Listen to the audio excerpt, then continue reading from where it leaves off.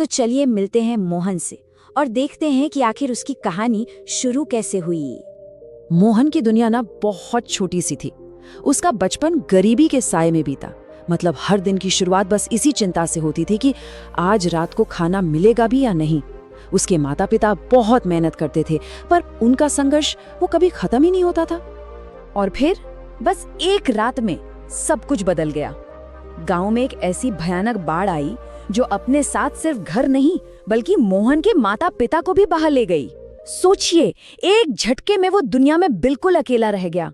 और बस यहीं से उसकी असली लड़ाई शुरू हुई। अपना गांव पीछे छोड़कर मोहन एक बड़े शहर की तरफ निकल पड़ा, पर हजारों चेहरों की इस भीड़ में वो पहले से भी ज्यादा अकेला महसूस कर रहा था। उसकी आंखों में जो मायूसी थी, जो पेट की भूख थी, वो किसी को नजर ही नहीं आ रही थी। वो बस एक अनदेखा साया बनकर रह गया था। अब देखिए, ऐसे में उसके सामने दो रास्ते थे। एक आसान रास्ता जो उसे कमजोर बनाता, और दूसरा मुश्किल रास्ता जो उसे सम्मान देता। और तभी रामशरण नाम के एक भले इंसान ने उसे दूसरा रास्ता दिखाया, भीख का नहीं, मेहनत का। और बस उसी एक पल ने मोहन की किस्मत की पूरी दिशा ही बदल दी। रामशरण उसके लिए सिर्फ एक मालिक नहीं थे, वो तो मोहन के लिए उम्मीद की एक किरण बनकर आए। उन्होंने उसे अपनी दुकान में काम देकर सिर्फ रोजगार ही नहीं दिया, बल्कि एक नई जिंदगी बनाने का मौका दिया। मोहन की सीख बिल्कुल जमीन से शुरू हुई। पहले उसने झाड़ू लगाने और बर्तन धोने जैसे छोटे छोटे काम किए, पर कमाल की बात यह थी कि उसने हर काम में अपनी पूरी लगन दिखाई। और धीरे धीरे वो व्यापार के गुर भी सीखने लगा। पैसे गिनने से लेकर ग्राहकों का दिल कैसे जीतना है, सब कुछ। फिर एक दिन मोहन से एक बड़ी गलती हो गई। जाहिर है वो बहुत घबरा गया। उसे लगा बस अब सब खत्म। लेकिन तब रामशरण ने उसे डांटा नहीं, बल्कि प्यार से समझाया। उन्होंने सिखाया कि देखो, गिरना हार नहीं होती, हार तो तब होती है जब हम उठने से ही मना कर दें। और ये सबक मोहन के दिल में हमेशा के लिए उतर गया। और बस इसी हिम्मत के साथ मोहन ने अपनी जिंदगी का सबसे बड़ा कदम उठाया। अब वो किसी और के लिए नहीं, बल्कि खुद अपनी तकदीर लिखने के लिए तैयार था। सालों की मेहनत और बचत के बाद आखिरकार वो दिन आ ही गया। मोहन ने अपनी एक छोटी सी चाय की ठेली खोली। ये सिर्फ एक ठेली नहीं थी, ये उसकी आजादी और उसकी आत्मनिर्भरता का पहला सबूत था। और जब उसने अपने हाथ से बनी पहली चाय किसी ग्राहक को दी ना, तो उसकी आंखों से आंसू छलक पड़े।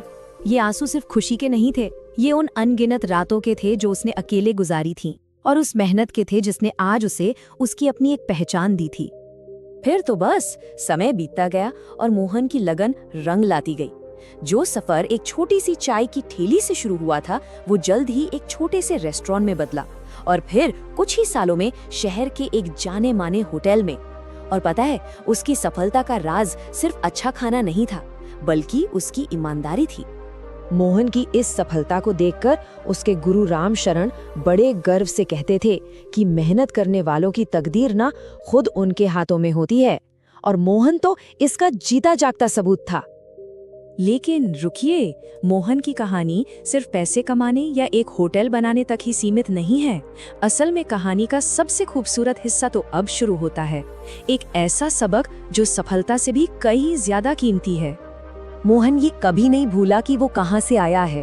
उसने अपनी सफलता को एक जिम्मेदारी समझा और उन बच्चों को सहारा देना शुरू किया जो आज उसी मोड़ पर खड़े थे जहां कभी वो खुद खड़ा था। उसने नेकी का वो सिलसिला जारी रखा जो कभी रामशरण ने शुरू किया था। तो आखिर मोहन की कहानी हमें सिखाती क्या है? ये सिखाती है कि कड़ी मेहनत से तकदीर की लकीरों को भी बदला जा सकता है। ईमानदारी से कमाया गया विश्वास ही सबसे बड़ी दौलत है। धैर्य हमें हर तूफान में खड़े रहने की हिम्मत देता है, और आत्मविश्वास वो एक ऐसी रोशनी है जो सबसे घिने अंधेरे में भी रास्ता दिखा देती है। देखिए, मोहन की कहानी इस बात का सबूत है कि हमारी शुरुआत चाहे जैसी भी क्यों ना हो, हमारा अंत हमारे अपने फैसलों पर निर्भर करता है। तो सवाल बस एक ही है, कोई अपनी तकदीर की कहानी में अगला अध्याय क्या लिखेगा? अगर आपको यह कहानी पसंद आई हो तो वीडियो को लाइक करें, शेयर करें और चैनल को सब्सक्राइब करना न भूलें। धन्यवाद।